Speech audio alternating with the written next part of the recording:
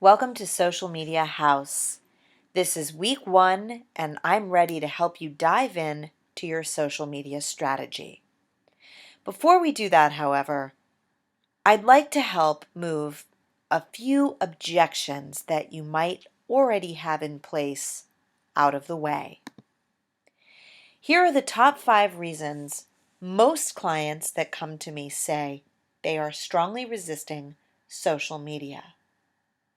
Number 1 is anonymity. You don't want to share your personal life. Who cares what everyone is doing all of the time? Perhaps there are some young people, daughters or sons or grandkids, who are acting really way too personal using social media, and it just leaves you with a feeling of being stripped bare, exposed, and absolutely you're not interested in behaving in that way. Don't worry, you don't have to. Throughout this course, I'm going to teach you how you can still have your private life and keep everything that is truly anonymous to yourself. We're going to find things that are relatable and easy to share with your tribe and help you build two-way conversations that you're comfortable with. The second reason why people strongly seem to resist social media is you feel like it's for young people. I just mentioned in reason number 1, you might have daughters or grandkids or observe the way young people overshare things that seem inappropriate. Facebook, for God's sake, was invented at a college. Don't worry. Social media is no longer just for the young. Twitter has always had a median age in the upper 30s, and the fastest growing demographic right now on Facebook is people over the age of 55. Why? Kids are beginning to post photos of their children, and grandma and grandpa want in on the action. As soon as they sign up, they realize there's lots of things that are fun about Facebook, and they like to connect with their friends and family in a deeper way. So it is no longer, and never really has been, just for young people. The third reason why you might strongly resist social media is you don't like the way you see other people using it. You don't want to be overhypey or pushy the way you see people hyping themselves, talking about their goods, services, products, music, books, whatever it is for sale, and they're wearing you out with their communication. Don't worry, for the next 9 weeks, I'm actually going to ask you not to self-promote. We're just going to build your social media up in the best way possible and get your marketing firing without being hypey, overhypey, or pushy at all. The fourth reason why you might strongly be resisting social media is you feel like promoting on socials won't put any money into your pocket. Perhaps you've tried it, and all it's done is created more work for you. I know the feeling. A lot of people come to my agency saying they're sick of social media and it's done nothing to put the money back in their pocket. They're just spinning their wheels, posting, and they don't like it. We're going to show you a full system. We're going to help you build a plan, and we're going to make it very, very clear why promoting on social media is the only and the most effective way to build a tribe that loves you, follows you, and pays you. And the last reason is you might think that social media isn't real media. You want to be covered in newspapers, magazines, television, radio. All this noise of people shouting into the void online just isn't legit. I'm here to tell you it's time to rethink that.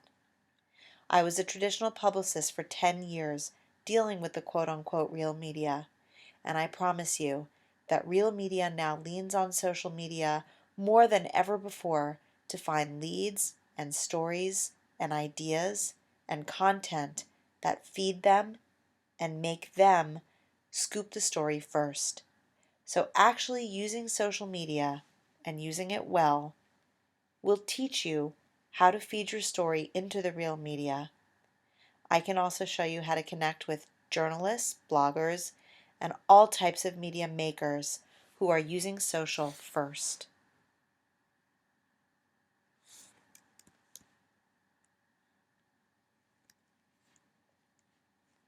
So here are the top reasons. Take a look at them and now move them out of your head. We're going to dive right in. You may be wondering how social media can really help you. Of course, it's a great way to connect with friends and family if that's what you've been using it for. But I want to talk a little bit about the long-term effects of great social media use.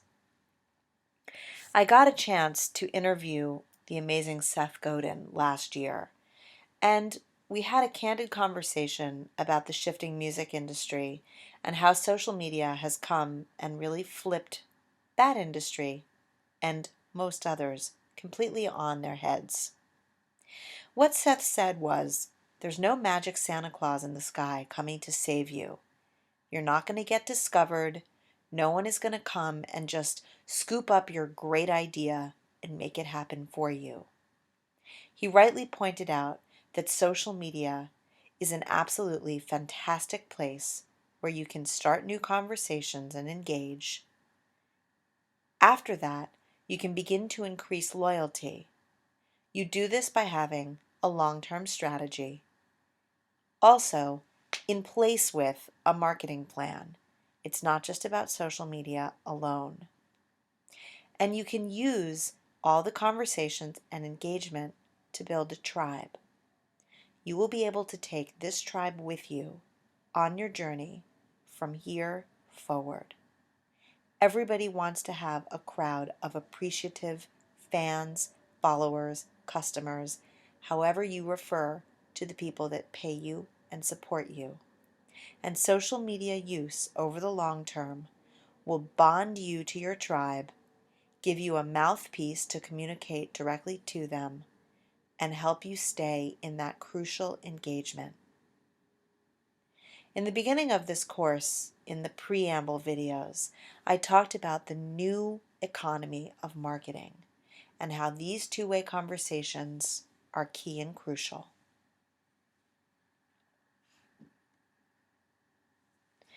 Effective social media starts with understanding the basics. So I have found some fantastic movies online created by Common Craft. I highly recommend that you pause this and take a look at these few videos that I've curated. Social media in plain English, social networking, Twitter in plain English, blogs in plain English, and RSS in plain English. These delightful videos use a very old school technique to explain a very new school and sometimes confusing world. So take a little pause, click on the links in your action sheet for the full details, and watch the movies. Social media is a marathon, not a sprint. A marathon, as you know, takes time to train for and dedication to the long haul. That is how you will succeed. By being prepared and consistently carrying on. There is one distinction I'd like to make.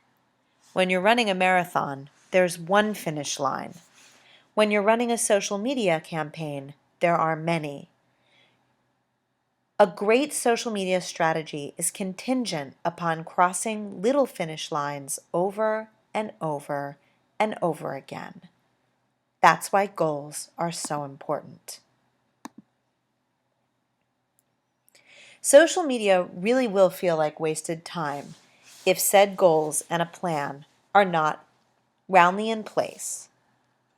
80% of marketers that you might talk to, read their work, or hire incorrectly begin with tactics instead of goals, according to eMarketer Report, and I believe it. A lot of clients come to us having already executed a social media or online marketing campaign. However, because goals were not roundly set before it was launched, it doesn't always go well. A few things about goals. They must be reasonable when in a social media context. You can't just make up a goal and think, well, I want to have 200,000 fans on Facebook or 1 million views on YouTube. You have to ask yourself, first of all, is that even feasible based on where you're starting? And then, why do you want that? I mentioned earlier that we have begun to get familiar and comfortable in a world where 1 million views seems like the norm, but it's not. The next thing about goals is they must have a time frame, and you should have short-term, medium, and long-term goals around your social media strategies. And you must have short-term, medium, and long-term goals laid out around any type of strategy that you begin to put into place. Then the tactics make more sense, and the tactics is what you use to get to the goals. Think of goals like targets. Targets are things that are measurable, such as specific events, like I would like to leverage my social media to get me to a specific conference or talk or festival or something that's event related. Specific people to get into your circle. Name names. If you'd like to get the attention of a specific blogger or thought leader, or maybe it's the president of an association or of a company, or a writer that you think is very interesting, name the names and begin to follow them on social media. These are great goals and nameable targets. Milestones. It's great to create milestones and say things like, I will have certain amount of numbers by a certain date, or I will have my new branding or website completed by a certain date. These are also great target goals. And then finally, a great target would be leveraging your real-world connections that get sparked on social media. That means you have to leave the house. I have very rarely seen someone succeed using social media alone. There is always a real-world component to how well things get executed.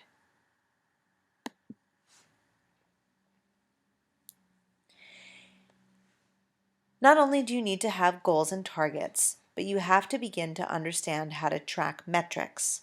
We will talk about this throughout the 9 weeks, but here's a good starting point. Metrics are the only way to measure your success in achieving goals and achieving anything on social media. The good news is that the internet is full of metrics.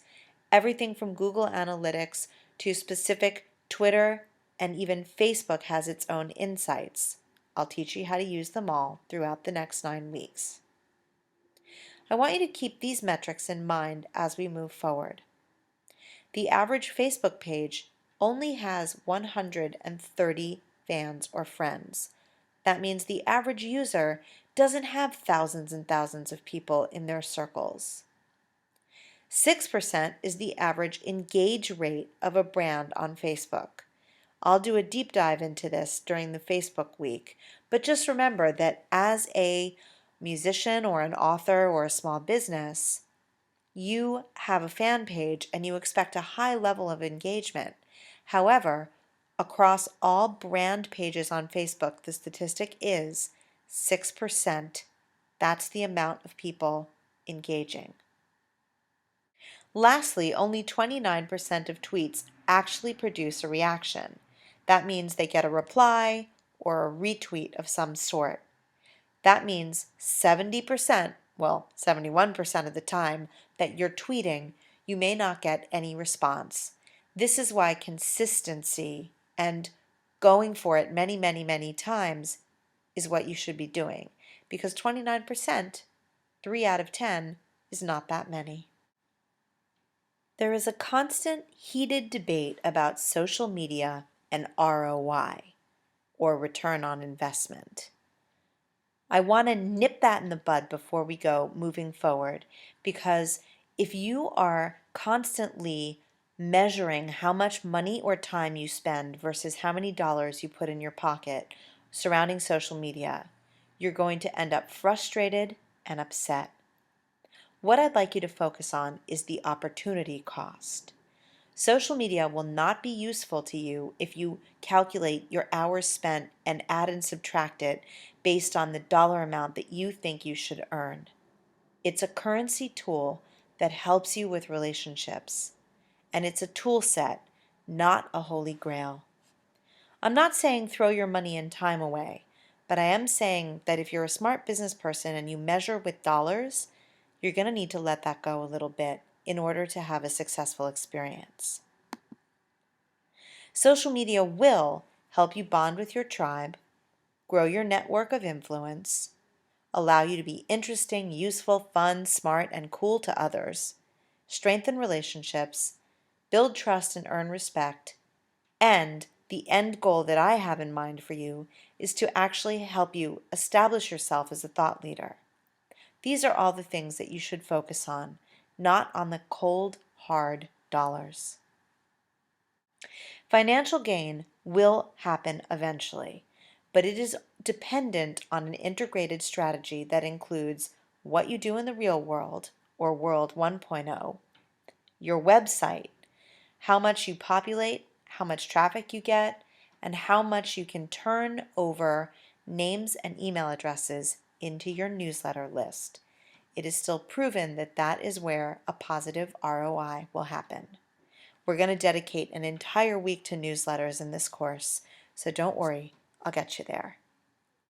At the top of this presentation, I talked a little bit about the things that you're resisting.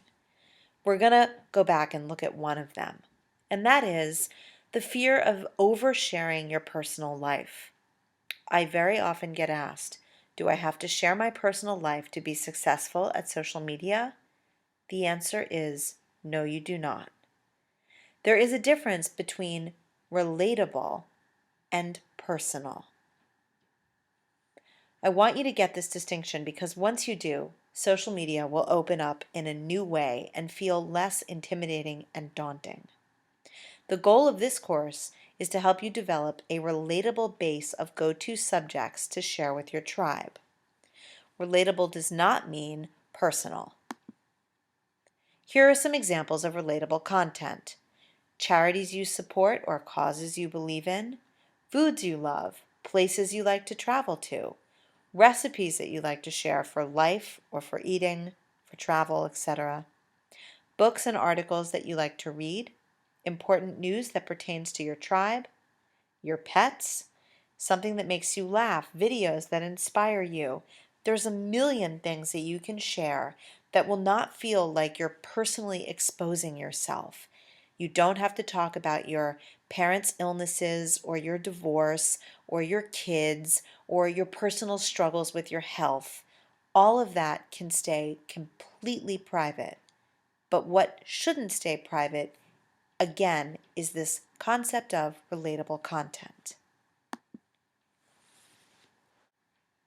In the next 9 weeks, we're also going to address the consistency problem. If you feel like you're running out of things to say, it's very hard to stay consistent. We're going to teach you to rethink what it is you're saying and find your voice. We're going to come up with themes and patterns that match your overall mission, your vision, and your message. So you don't have to think, you just have to create consistent, compelling content. I call that the 3 C's. Next, we're going to build your perfect pitch. Before we dive into the who, what, when, why, and where of social media, I want to make sure that you've got your foundation. That foundation is your pitch. Without a pitch, it's easy to get off kilter and lost. The internet is full of so many messages that we're constantly competing with. It's very, very difficult to get people's attention. So only pitches with laser focus and panache will stand out. Here are some examples of pitches that I love. Cyber PR branding, social media, done. John Taglieri, if Vertical Horizon and Third Eye Blind got hit by train. Devil Doll, Jessica Rabbit meets Joan Jett. L'Oreal, because you're worth it. Verizon, can you hear me now?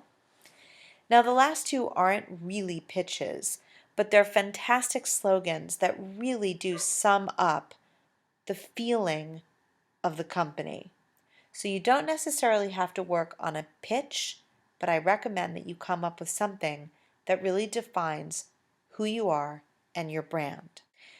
There's an action sheet for building your perfect pitch that will walk you through the steps pertinent to completely create one that's easy and resonates with you.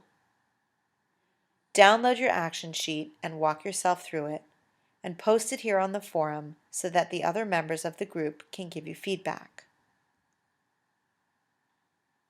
The last thing that we're going to do this week is a full social media assessment.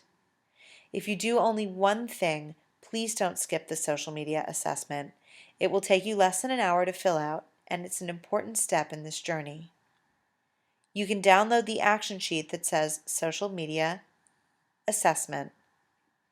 It contains 28 questions that will walk you through your social media and online presence so you can figure out exactly where you are today, and then we can help you ascertain exactly what to do moving forward. Another action sheet that you'll find is your relatable content action sheet. This is a check sheet that you'll walk yourself through to identify your relatable content so that you can come up with your 3 C's: consistent, compelling content. This concludes week 1. Remember, if you have questions or feel stuck or overwhelmed, come to the forum. We're all here to help you. Please post often so that we can respond and help get you up and running. Momentum during the first week is key.